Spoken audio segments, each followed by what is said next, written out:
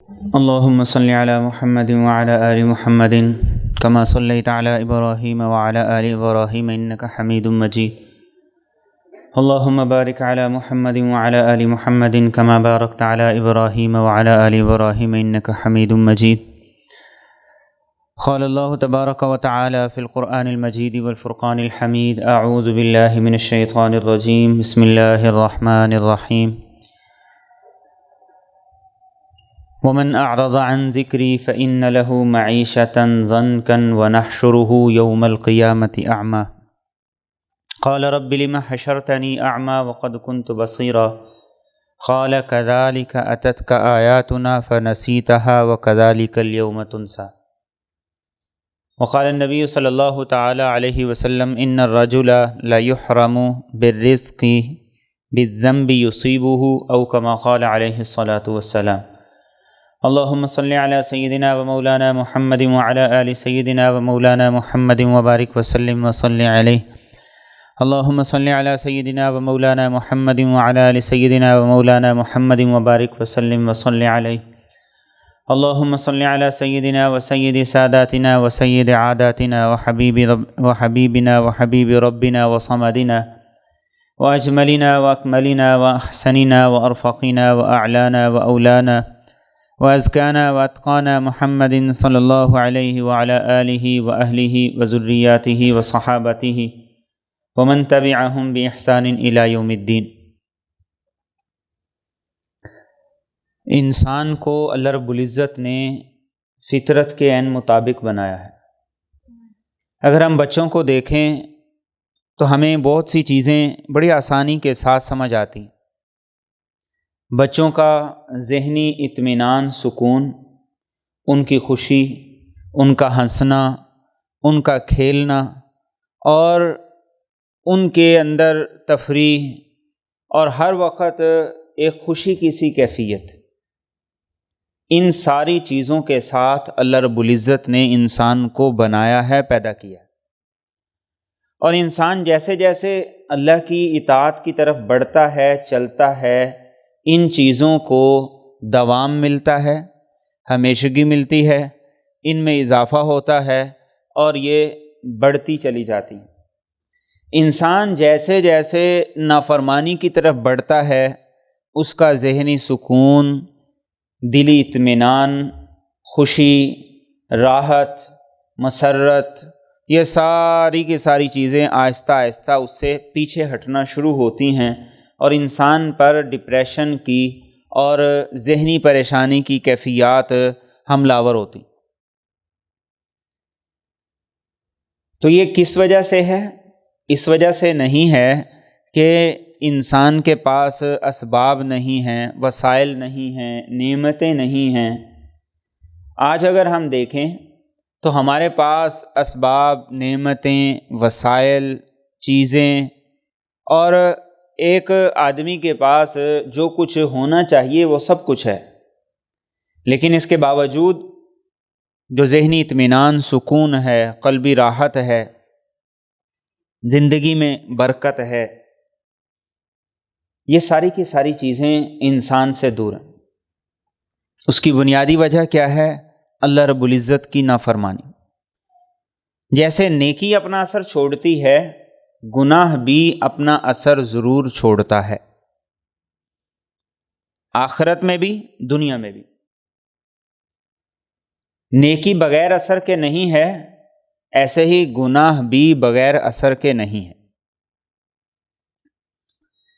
اور اس کا مشاہدہ انسان اپنی زندگی میں بھی کرتا ہے، اور یہ اللہ کا بنایا ہوا ایک نظام ہے کہ انسان جب نافرمانی کر لیتا ہے، گناہ کر لیتا ہے، اس کے بعد اس کا اندر کا سسٹم ایکٹیو ہوتا ہے، وہ اس کو ملامت کرتا ہے۔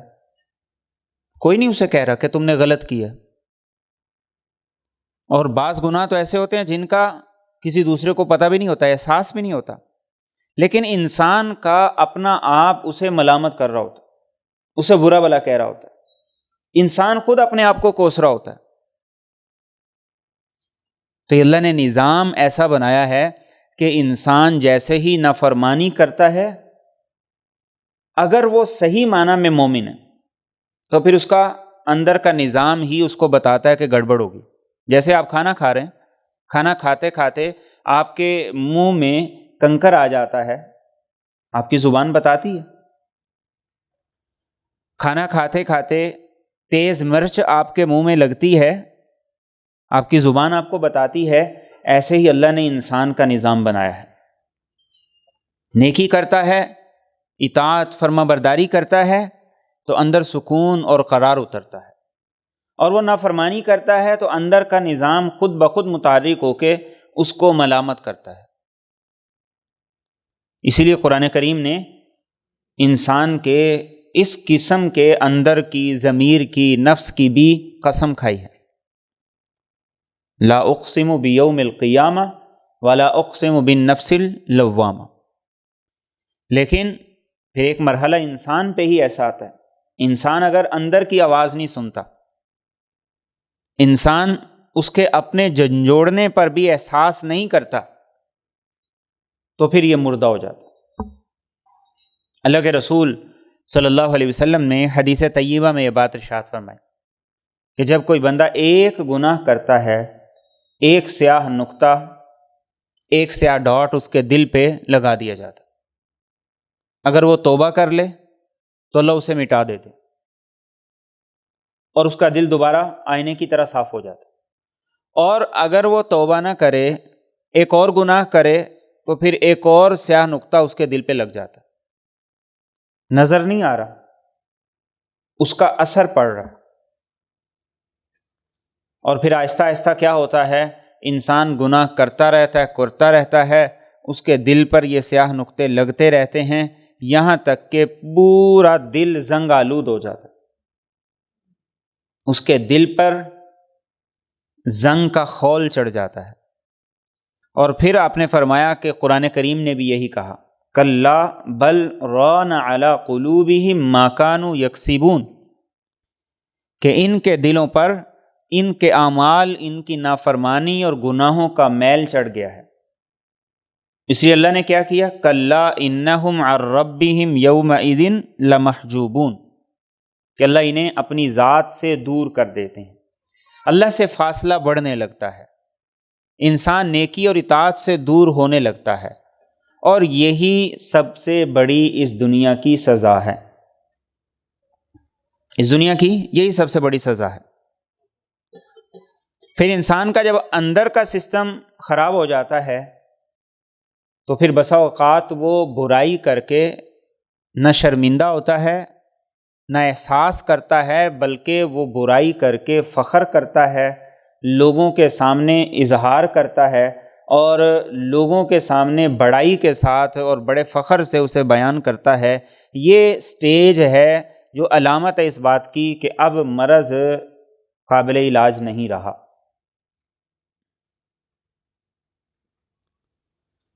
تو کوئی بھی گناہ وہ اپنا اثر انسان پہ ضرور چھوڑتا ہے، انسان کو نہیں نظر آتا. اس لیے جناب نبی کریم صلی اللہ علیہ وسلم نے یہ بات ارشاد فرمائی کہ جب انسان جھوٹ بولتا ہے تو فرشتہ اس جھوٹ کی بدبو کی وجہ سے کئی میل تک انسان سے دور چلا جاتا ہے. کھانے کی بھی ایک اپنی خوشبو ہے، کچھ سبزیوں کی ایک اپنی بدبو ہے. فرمایا ایسے ہی جھوٹ کی بدبو کی وجہ سے رحمت کا فرشتہ انسان سے دور چلا جاتا، دور ہٹ جاتا. اور زندگی اور موت، ان دونوں میں گناہ کرنے والا اور نیکی کرنے والا اللہ کے ہاں برابر نہیں. ام حسب الذین اجترحوا السیئات ان نجعلہم کالذین آمنوا وعملوا الصالحات سواء محیاہم ومماتہم. فرمایا ایسا نہیں ہو سکتا کہ نیکی کرنے والا اور گناہ کرنے والا اس دنیا میں اللہ کے ہاں برابر ہو جائیں، ممکن ہی نہیں. مرنے کے بعد اللہ کے ہاں برابر ہو جائیں گے، یہ بھی ممکن نہیں. اللہ کے ہاں عدل ہے، انصاف ہے. ساء ما یحکمون، جو یہ سوچتا ہے تو گویا کہ وہ نعوذ باللہ یہ سمجھتا ہے کہ اللہ کے ہاں عدل نہیں ہے، اللہ کا قانون انصاف کا قانون نہیں ہے۔ تو انسان جب بھی کوئی گناہ کرتا ہے وہ اپنی تاثیر چھوڑتا ہے، اور پھر گناہ کو کھینچتا ہے۔ وَجَزَاءُ سَیِّئَةٍ سَیِّئَةٌ مِثْلُهَا، ایک گناہ کرتا ہے پھر انسان دوسرے گناہ کی طرف بڑھتا ہے۔ کبھی ایسا نہیں ہوتا کہ انسان بڑے گناہ سے چھوٹے گناہ کی طرف آئے، انسان ہمیشہ چھوٹے گناہ سے بڑے گناہ کی طرف جاتا ہے۔ شیطان بھی ایسے ہی انسان کو چلاتا ہے، ایک سٹیج، پھر دوسری، پھر تیسری، پھر اینڈ لیول تک۔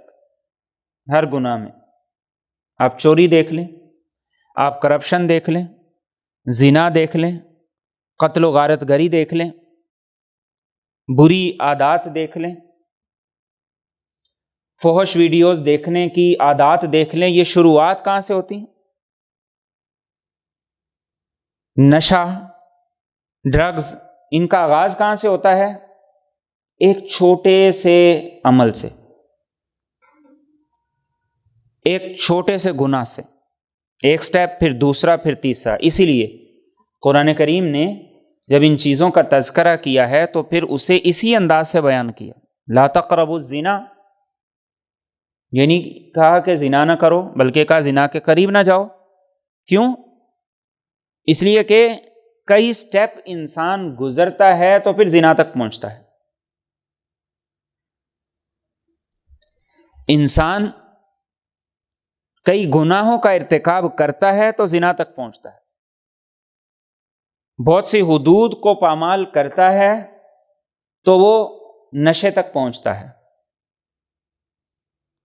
شوقیہ طور پر انسان گناہوں کا ارتکاب کرتا ہے تو وہ جوے تک پہنچتا ہے۔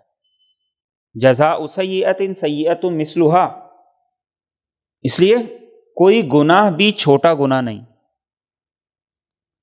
بلکہ ہر گناہ ایک چنگاری ہے۔ اگر وہ بڑک اٹھی تو انسان کے لیے بہت سے نقصانات کا وہ ذریعہ اور سبب بن جاتا ہے۔ اسی لیے اللہ کے رسول صلی اللہ علیہ وسلم نے خبردار رہنے کی تاکید کی ہے کہ تمہیں اس بات کا احساس ہونا چاہیے، اور اللہ نے انسان کا اندر کا نظام ایسا بنا دیا۔ اور پھر جب انسان گناہوں کی طرف چلتا ہے تو قرآن کریم یہ کہتا ہے کہ اللہ رب العزت اس کے لیے مشکلات اور پریشانیاں کھڑی کر دیتے۔ وَمَنْ أَعْرَضَ عَنْ ذِكْرِي فَإِنَّ لَهُ مَعِيشَةً ضَنْكَ، ہوتا سب کچھ ہے، وسائل بھی ہیں، تعلقات بھی ہیں، سورسز بھی ہیں، لیکن رکاوٹیں ہیں، پیچھا نہیں چھوڑتی، مسائل ہیں، جان نہیں چھڑا پاتا انسان، اور چھوٹے چھوٹے کاموں کے لیے انسان بڑے جتن کرتا ہے، بمشکل ایک سے چھوٹتا ہے، دوسرے میں پھنس جاتا ہے۔ اللہ فرماتے ہیں کہ یہ میرے قرآن سے منہ موڑنے کی سزا ہے۔ سب کچھ ہونے کے باوجود انسان کے پاس کچھ بھی نہیں۔ وَلَا تَكُونُوا كَالَّذِينَ نَسُوا اللَّهَ فَأَنْسَاهُمْ أَنفُسَهُمْ، اللہ کو بھول گئے، اللہ نے اپنا آپ ہی انسان کو بلا دی۔ اللہ کی یاد سے غافل ہوئے، شیطان حملہ آور ہو گیا، شیطان کا تسلط ہو گیا، اور پھر جیسے جیسے انسان گناہ کی طرف بڑھتا ہے پھر انسان کا ریموٹ وہ شیطان کے ہاتھ میں ہی ہوتا ہے، وہ جس طرف چاہتا ہے اسے چلاتا ہے، جہاں تک جاتا ہے اسے لے جاتا ہے،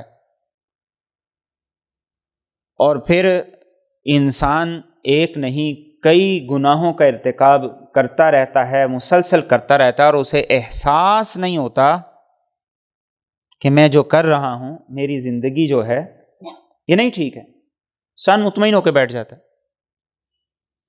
یہ جو غفلت ہے، اس غفلت کو قرآن کریم نے بڑے پرزور انداز سے بیان کیا ہے اور اس سے بچنے کی تاکید. وَلَا تُطِعْ مَنْ أَغْفَلْنَا قَلْبَهُ عَنْ ذِكْرِنَا وَاتَّبَعَ هَوَاهُ وَكَانَ أَمْرُهُ فُرُطًا. فرمایا جو ہماری یاد سے غافل ہو جاتا ہے، ہمارے ذکر سے غافل ہو جاتا ہے، ایسے آدمی سے آپ بچ کے رہیں. پھر کیا ہوتا ہے؟ وہ خواہشات کے پیچھے دوڑتا ہے. پھر کیا ہوتا ہے؟ وَكَانَ أَمْرُهُ فُرُطًا. پھر وہ ہر حد پار کر جاتا ہے. پھر اس کے سامنے صرف اور صرف ایک چیز ہوتی، اپنی خواہش نفس. جو دل میں آیا اسے پورا کرنا. اس کے لیے معاشرے پہ کیا اثرات پڑیں گے، انسان کی اپنی ذات پہ کیا اثرات پڑیں گے، انسان ان ساری چیزوں سے بالکل ماورا ہو جاتا ہے. وہ سوچتا ہی نہیں، احساس ہی نہیں کرتا.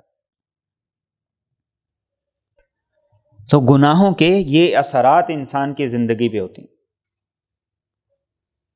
کہ انسان کا دل مردہ ہو جاتا ہے، اس کے اوپر پردہ چڑھ جاتا ہے. وَقَالُوا قُلُوبُنَا غُلْفٌ وَجَعَلْنَا عَلَىٰ قُلُوبِهِمْ أَكِنَّةً أَن يَفْقَهُوهُ. پھر کسی کی اچھی بات انسان کے دل پہ اثر نہیں کرتی. سمجھانے والے کا سمجھانا انسان کو فائدہ نہیں دیتا. انسان کو پتہ بھی ہوتا ہے کہ یہ غلط ہے، لیکن انسان پھر بھی اس غلط سے رکنے کی کوشش نہیں کرتا، بلکہ اس میں آگے سے آگے نکلتا ہے، آگے سے آگے جاتا ہے. اور سب سے بڑا جو مرض ہے جو گناہوں کی وجہ سے انسان کو لاحق ہو جاتا ہے، اور یہ وہ مرض ہے کہ جس کے بعد علاج کے امکانات بہت کم رہ جاتے، وہ انسان کا دل سخت ہو جاتا، نیکی کی طرف آتا نہیں، نیکی کرنے کو جی نہیں چاہتا. جیسے ہی نیکی کا تصور اور خیال آتا ہے تو ایسا لگتا ہے جیسے کوئی بہت بھاری کام دنیا کا ہے، یہ نہیں مجھ سے ہو سکے گا. انسان پھر جان چھڑاتا ہے، انسان پھر بھاگتا ہے. نشے کو چھوڑ دینا انسان کے لیے اچھا ہے، لیکن ایک نشئی کو جب بند کر دیا جاتا ہے، اسے نشہ نہیں دیا جاتا تو وہ کیا کرتا ہے؟ چیختا ہے، چلاتا ہے، دیوار کو ٹکریں مارتا ہے. اس کے فائدے کے لیے کیا جائے. انسان کی کیفیت بھی گناہ کر کر کے یہ ہو جاتی. وہ گھنٹوں موبائل پہ ضائع کر دے گا، 1 منٹ کی قرآن کی تلاوت نہیں سن سکے گا. وہ آدھی رات تک فارغ بیٹھ کے جاگتا رہے گا، 4 رکعت نماز عشاء نہیں پڑھ سکتا. وہ دنیا کے لیے لمبی لمبی قطاروں میں، لائنوں میں دن بھر بھاگتا دوڑتا رہے گا، لیکن جیسے ہی نماز کا تصور اور خیال آئے گا اسے ایسا لگے گا جیسا کہ دنیا کی ساری مصروفیتیں آگے کھڑی ہوئی ہیں. پھر انسان بھاگتا ہے. وَجَعَلْنَا قُلُوبَهُمْ قَاسِيَةً. یہ اللہ فرما رہے ہیں ہم دل سخت کر دیتے، اور یہی سب سے بڑی سزا ہوتی. اللہ کے ہاں سزا یہ نہیں ہوتی کہ اللہ کھانا بند کر دیں، پیسہ چھین لیں، رزق چھین لیں. نہیں، بلکہ قرآن کریم نے جو بات کہی ہے اور اللہ کے رسول صلی اللہ علیہ وسلم کی حدیث مبارکہ سے بھی معلوم ہوتی ہے. آپ نے ارشاد فرمایا، اور یہ چیز بسا اوقات انسان کے ذہن میں ایک سوال بن کے بھی آتی ہے، شیطان بھی وسوسہ ڈالتا ہے. اللہ کے رسول صلی اللہ علیہ وسلم فرماتے ہیں کہ جب کسی آدمی کو دیکھو مرضی منمانی کی زندگی گزار رہا ہے، اللہ کی معصیت اور نافرمانی میں حد سے گزرا ہوا ہے، اس کے باوجود بھی دنیا کے دروازے اس پہ کھلے ہوئے ہیں، آپ نے فرمایا یہ نہ سمجھنا کہ اس پہ اللہ کا بڑا فضل ہے، یہ نہ سمجھنا کہ اس پہ اللہ کا بڑا کرم ہے. آپ نے فرمایا یہ اللہ کی طرف سے اسے ڈیل ہے، یہ اللہ کی طرف سے اسے مہلت ہے، اس کی رسی کو دراز کر دیا گیا ہے تاکہ اس کے جرائم کی فہرست میں اضافہ ہو. اور پھر آپ نے قرآن کی آیت کا بھی حوالہ دیا، فَلَمَّا نَسُوا مَا ذُكِّرُوا بِهِ فَتَحْنَا عَلَيْهِمْ أَبْوَابَ كُلِّ شَيْءٍ، کہ جب ایسے لوگ ہماری نصیحت سے، ہمارے ذکر سے ہماری یاد سے منہ پھیر لیتے ہیں، ہم ان پر ہر چیز کے دروازے کھول دیتے ہیں، پھر دنیا دوڑ کے آتی ہے۔ پھر جو انسان چاہتا ہے وہ سب کچھ اسے مل رہا ہوتا ہے، لیکن کیا ہے جو اسے نہیں ملا؟ کیا چیز ہے جس کا احساس اندر سے ختم ہو گیا؟ وہ اللہ کی اطاعت اور فرما برداری اور اس کے سامنے جھکنا، اس کے لیے رونا، اس کے سامنے رونا، یہ چیزیں اللہ چھین لیتے ہیں۔ تو اللہ کی اس دنیا میں سزا گناہوں پر کیا ہے؟ اللہ اطاعت سے دور کرتے ہیں، اپنی ذات سے دور کر دیتے ہیں، اور گناہ سے بڑی ذلت کوئی نہیں، اطاعت سے بڑی عزت کوئی نہیں۔ اسی لیے صحابہ یہ دعا کرتے تھے کہ اللہ اپنی اطاعت کے ساتھ ہمیں عزت عطا فرما، اپنی نافرمانی کے ساتھ ہمیں ذلیل نہ کر۔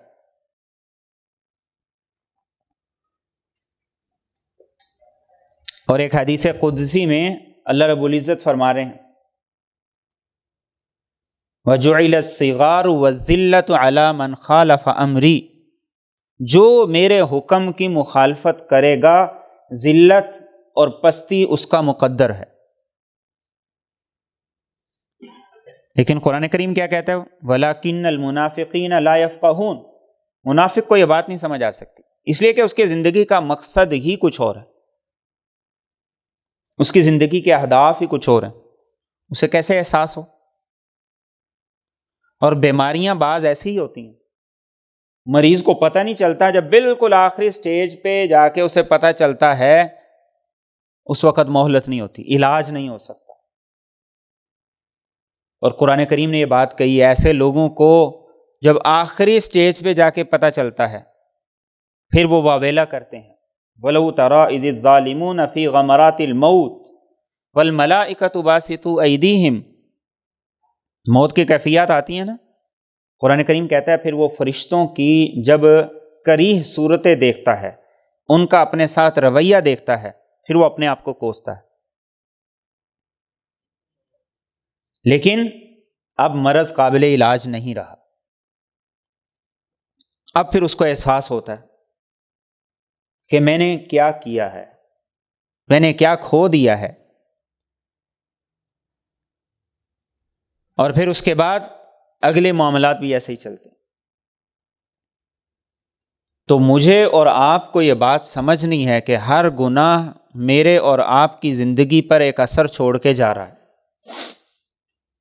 قانون ہو یا نہ ہو، کوئی دیکھے یا نہ دیکھے، کوئی جانے یا نہ جانے، کوئی ہمیں ٹوکے یا نہ ٹوکے، وہ اپنا اثر چھوڑ کے جا رہا ہے۔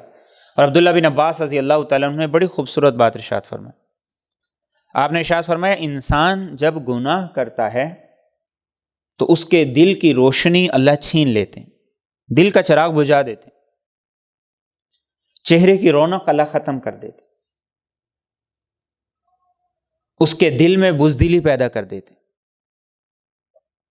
اس کے معاملات میں تنگیاں رکاوٹیں کھڑی کر دیتے ہیں، لوگوں کے دل میں اس کے لیے نفرت ڈال دیتے ہیں، اور سب سے بڑی بات یہ کہ اللہ کی مخلوقات بھی اس سے نفرت کرتی۔ اسی لیے ایک اور صحابی یہ کہتے ہیں کہ جب زمین پر قحط آتا ہے، بارشیں رک جاتی ہیں، تو فرشتے، جب زمین پر قحط آتا ہے، بارشیں رک جاتی ہیں، تو چوپائے اور پرندے انسان پر لعنت کرتے ہیں کہ ان کے گناہوں کی وجہ سے بارشیں رکی ہوئی ہیں، جس کی سزا ہمیں بھی بھگتنی پڑ رہی۔ اور پھر جب یہی گناہ معاشرے میں عام ہوتے ہیں تو وہ پورے معاشرے کو اپنی لپیٹ میں لیتے ہیں، پھر یہ نہیں دیکھتے کہ کون پرہیز کرتا تھا کون نہیں کرتا تھا، پھر اس کا وبال سب پہ پڑتا ہے، اس کا اثر سب تک پہنچتا ہے۔ یہ ایسا ہی ہے جیسے کوئی وبا پھیل جائے تو وہ ایسے لوگوں کو بھی پکڑ لیتی ہے جو پرہیز کر رہے ہوتے ہیں، بچ رہے ہوتے ہیں، اس لیے کہ وبا اپنی تاثیر رکھتی ہے۔ ایسے ہی جب گناہ وبا بن جاتے ہیں، اللہ کے رسول صلی اللہ علیہ وسلم فرماتے ہیں کہ پھر وہ سب کو اپنی لپیٹ میں لے لیتے، حضرت زینب رضی اللہ تعالیٰ عنہ ام المومنین اللہ کے رسول صلی اللہ علیہ وسلم سے ایک روایت نقل کرتی ہیں. اس کا ایک جملہ یہ ہے، آپ نے ارشاد فرمایا کہ جب انسان عمومی طور پر گناہ میں مبتلا ہو جائے، جب معاشرہ عمومی طور پر گناہوں کا عادی بن جاتا ہے تو اللہ رب العزت ان گناہوں کی وجہ سے سارے معاشرے کو سزا دیتے. پھر آدمی کی انفرادی نیکی بھی کام کی نہیں رہتی. ہاں، آخرت میں ضرور اس کی نیکی کا اجر صلہ اللہ عطا کریں گے، یہ نہیں کہ نیکی ضائع ہو گئی، نیکی نہیں ضائع ہوئی، لیکن وبا پورے معاشرے کو اپنی لپیٹ میں لے رہی ہے.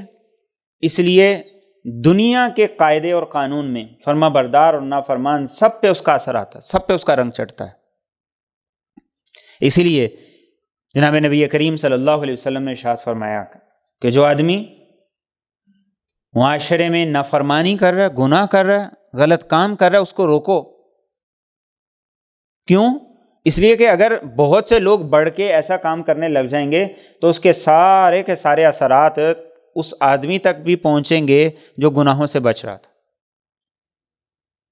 جو گناہوں میں مبتلا نہیں تھا. اور خود اللہ کے رسول صلی اللہ علیہ وسلم کی زندگی میں اللہ رب العزت نے مجھے اور آپ کو بتانے کے لیے یہ باتیں واضح کی. غزوہ احد کے موقع پر مسلمانوں کو فتح ہوئی اور بڑی زبردست ابتدا میں فتح تھی، لیکن ایک نافرمانی تھی، صرف ایک. صحابہ جیسے اولو العزم، صحابہ جیسی باکمال شخصیات، ان جیسا تقوی، ان جیسا اخلاص، ان جیسی آپ صلی اللہ علیہ وسلم کی اطاعت، فرما برداری، ان جیسی جانثاری کسی میں نہیں ہو سکتی. ایک غلطی کی، ایک اللہ کے رسول صلی اللہ علیہ وسلم کے حکم کی مخالفت کی تو نتیجہ کیا ہوا؟ اللہ نے فتح کو شکست میں تبدیل کر دی. قرآن کریم نے باقاعدہ طور پہ اس کا تذکرہ کیا، وَلَقَدْ صَدَقَكُمُ اللَّهُ وَعْدَهُ إِذْ تَحُسُّونَهُمْ بِإِذْنِهِ حَتَّى إِذَا فَشِلْتُمْ وَتَنَازَعْتُمْ فِي الْأَمْرِ وَعَصَيْتُمْ مِنْ بَعْدِ مَا أَرَاكُمْ مَا تُحِبُّونَ. فرمایا ہم نے تو تمہیں فتح عطا کر دی تھی، لیکن جب تم نے آپس میں اختلاف کیا، جھگڑا کیا، اللہ کے رسول صلی اللہ علیہ وسلم کے حکم کی مخالفت کی تو ہم نے تمہاری فتح کو شکست میں بدل دی. تو جب معاشرے میں ہر طرف، ہر شعبہ، ہر ادارہ، ہر سوسائٹی میں، ہر قسم کے لوگوں میں گناہوں کی لت عام ہو جائے تو پھر ہم صرف ظاہری چیزوں کو لے کے روتے رہیں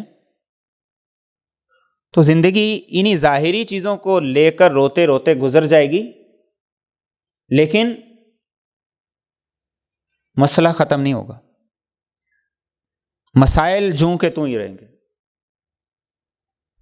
مسائل کے لیے جو ظاہری اسباب ہیں ان کو تو دیکھنا چاہیے، لیکن جو اس کی حقیقی وجوہات ہیں وہ بھی دیکھنی کہ یہ ایسا کیوں ہو رہا ہے.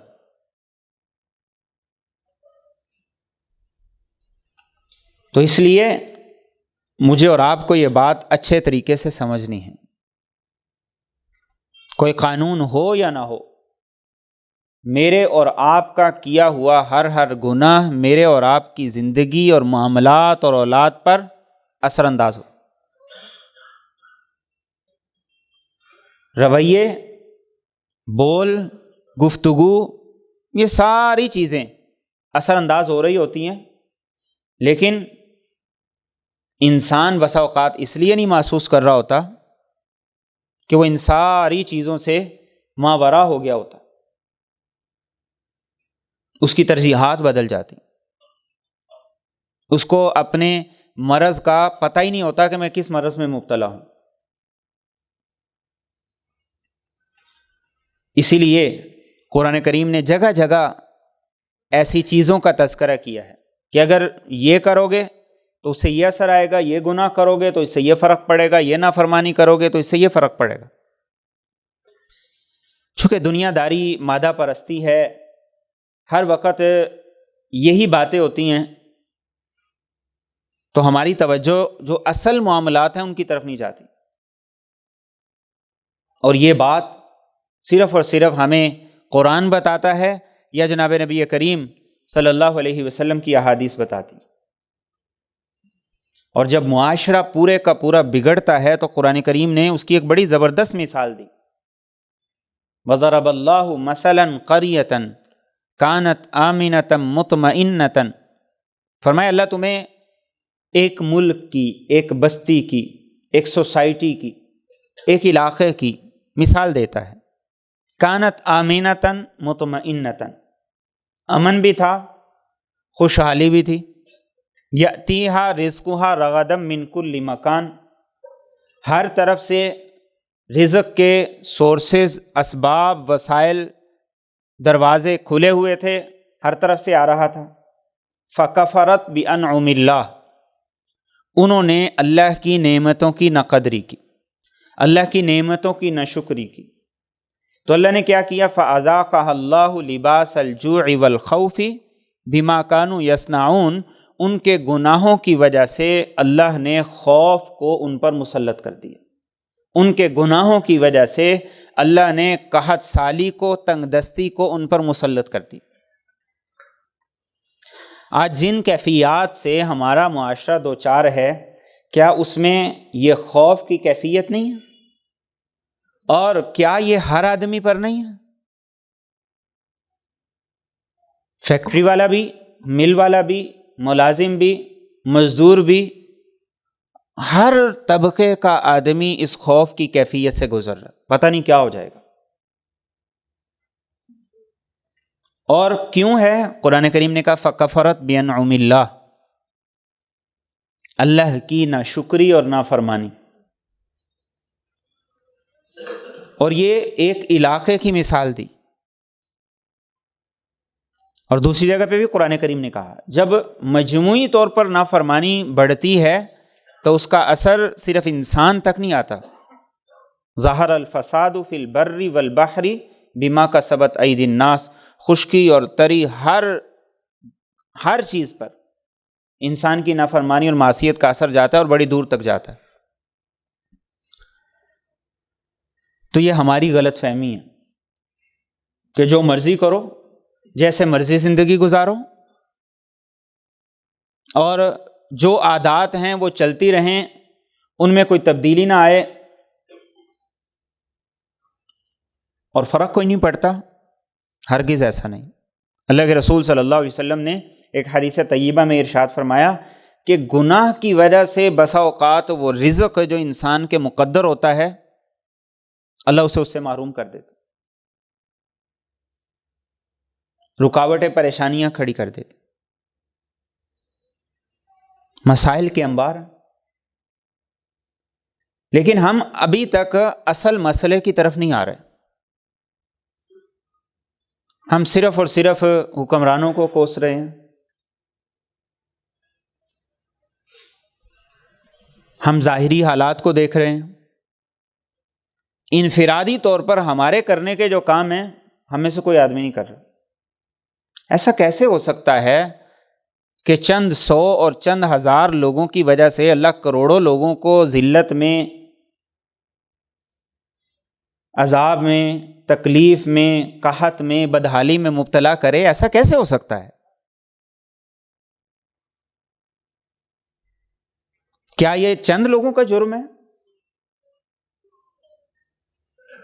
کیا یہ صرف چند لوگ ہی برے ہیں؟ جسے ہمارے یہاں بسا اوقات کہا جاتا ہے جتنے حکمران ہیں سب کو اڑا دیا جائے تو باقی حکمران کون ہوں گے؟ کہاں سے آئیں گے؟ ہم میں سے آئیں گے، اور یہ انہی میں سے ہوں گے جو ذخیرہ اندوزی بھی کر رہے ہیں، دو نمبری بھی کر رہے ہیں، ملاوٹ بھی کر رہے ہیں، جھوٹ بھی بول رہے ہیں، فراڈ بھی کر رہے ہیں. معاشرے کا ہر طبقہ ذمہ دار ہے اس تعفن کا، اس گندگی کا. اللہ کا قانون عدل و انصاف کے عین مطابق ہے. ہم اپنی اصلاح کی طرف نہیں آتے، اپنی غلطیوں کو نہیں دیکھتے، اور ہمارا مزاج بدقسمتی سے یہ ہو گیا کہ یہ چند لوگ بس ذمہ دار ہیں.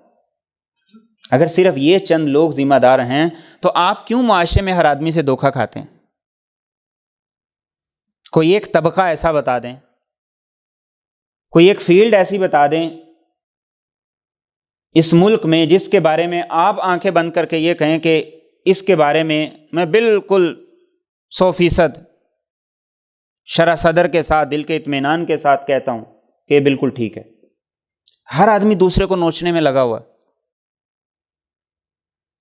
بغیر کسی امتیاز کے، بغیر کسی فرق کے، اور گالیاں صرف حکمرانوں کو۔ تو اللہ کے ہاں قانون ظلم اور ناانصافی کا نہیں ہے، اللہ کے ہاں قانون ہے عدل و انصاف کا۔ انفرادی زندگی پر اگر برے اثرات ہوں گے تو فیصلے بھی ویسے آئیں گے، اجتماعی اعمال ایسے ہوں گے تو اللہ کی طرف سے فیصلے بھی ویسے اتریں گے۔ تو ہم مسئلے کو سمجھیں، اصلاح کی طرف آئیں، اس کی طرف بڑھیں گے تو کچھ وقت کے بعد ٹھیک ہوگا۔ چلے ہی نہیں، بڑھے ہی نہیں، سوچا ہی نہیں، احساس ہی نہیں کیا، مرض کے بارے میں آگاہی نہیں حاصل کی، تو ہم دن بدن ذلت اور پستی میں پھنستے چلے جائیں گے۔ اور یہ بات اللہ کے رسول صلی اللہ علیہ وسلم نے صحابہ کرام کو مخاطب کرتے ہوئے ارشاد فرمائی تھی۔ کس لیے تھی؟ میرے اور آپ کے لیے، آج کے دور کے لیے۔ آپ نے فرمایا اذا تبایعتم بالعینہ، جب تم سود کا لین دین شروع کر دو گے، وَأَخَذْتُمْ أَذْنَابَ الْبَقَرِ، اور گایوں کی دمیں پکڑ کے کھیتی باڑی میں، زراعت میں مصروف ہو جاؤ گے، اور دین کے لیے جد و جہد اور کوشش کو چھوڑ دو گے، تو اللہ رب العزت تم پر ایسی ذلت مسلط کریں گے، وہ تب تک ختم نہیں ہوگی جب تک کہ دوبارہ دین کی طرف نہیں پلٹو گے۔ وہ تب تک ختم نہیں ہوگی جب تک کہ دوبارہ دین کی جد و جہد میں نہیں لگ جاؤ گے۔ آج ہم میں سے ہر آدمی دنیا کے اعتبار سے تو زبانی طور پہ کہہ ہی دیتا ہے کہ میں مطمئن ہوں، لیکن اپنی دینی حالت میں بھی دیکھیں، اس پہ بھی غور کریں۔ وَتَضْحَكُونَ وَلَا تَبْكُونَ وَأَنْتُمْ صَامِدُونَ، اللہ رب العزت فرما رہے ہیں سورہ نجم میں، فرمایا کہ صرف دنیا داری کے معاملات کو لے کر ہنس رہے ہو، خوش ہو رہے ہو، اللہ کے سامنے رو نہیں رہے ہو، آنسو نہیں بہا رہے ہو، اور کھیل تماشے ناچ گانے میں لگے ہوئے ہو، کیا یہی زندگی ہے؟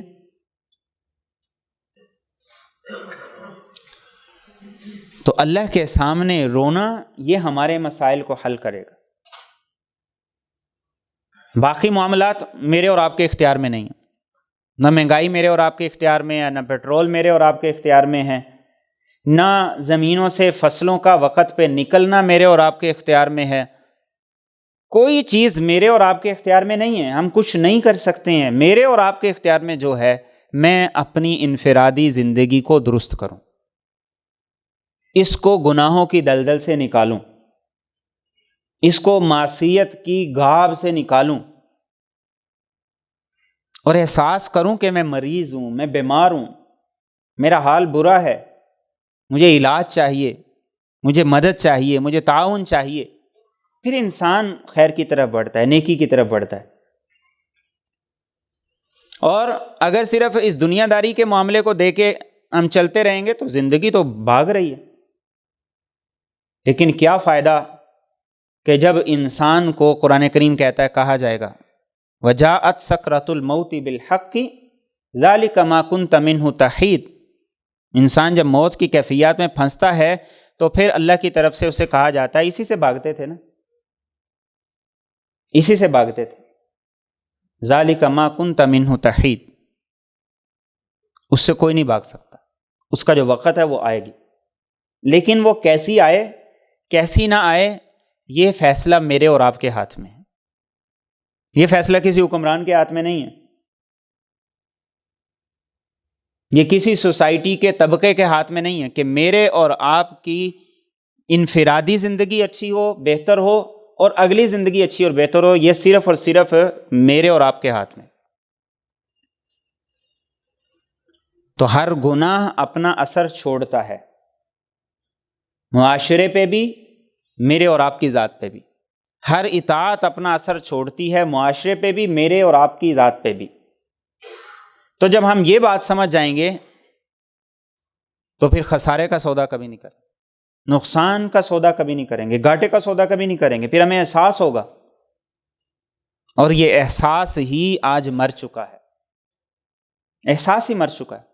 اس احساس کو زندہ کرنا، یہ وہ چیز ہے جس کی آج مجھے اور آپ کو ضرورت ہے، اور بہت زیادہ ضرورت ہے۔ اور اگر یہ کر لیں گے، ذہنی سکون، قلبی اطمینان، راحت، معاملات زندگی میں آسانیاں، سہولتیں، ساری چیزیں اللہ رب العزت پیدا کریں گے۔ اور نہیں کریں گے تو سب کچھ ہوگا، لیکن زندگی کا ایک دن بھی ایسا نہیں لگے گا جو قرار اور سکون سے گزرا ہو۔